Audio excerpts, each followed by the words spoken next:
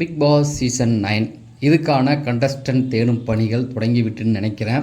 ஏன்னா எந்த social media பார்த்தாலுமே பிக் பாஸில் இவங்க கலந்துக்க போகிறாங்க, அவங்க கலந்துக்க போகிறாங்க அப்படின்னு சொல்லி ஒரு லிஸ்ட்டை ரெடி பண்ணுறாங்க. அதில் மிக முக்கியமாக சோஷியல் மீடியாக்களில் ஒருத்தருடைய பேர் தொடர்ந்து வந்துக்கிட்டு இருக்கு. அவருடைய பேர் என்ன அப்படின்னு பார்த்தீங்கன்னா திவாகர், டாக்டர் திவாகர். எல்லாருக்குமே அவர் தெரிஞ்சிருக்கும்னு நினைக்கிறேன். சோஷியல் மீடியா பார்க்குறவங்கலாம், அதாவது கோமாளி மாதிரி நடிச்சுக்கிட்டு எல்லா நடிகரையும் கிண்டல் பண்ணுறது, சிவாஜிக்கு நடிக்க தெரியாது, சூர்யாலாம் ஒரு ஆளே இல்லை அப்படின்னு சொல்லி, புரோட்டா சூரி அவர் ரேஞ்சுக்கெலாம் என்னால் நடிக்க முடியாது அப்படின்னு சொல்லி இப்போக்கி சோஷியல் மீடியா வாயில் அவர் தான் விழுந்து எல்லாத்தையும் வாங்கிட்டு இருக்காரு. இவர் வந்தால் கண்டென்ட் நிறைய கிடைக்கும். ஏன்னா கோமாளி மாதிரி யார் சொன்னாலும் நடிப்பார், யாரை மாதிரி வேணாலும் நடிப்பார். ஆனால் அவங்கள மாதிரி நடிக்க மாட்டார்.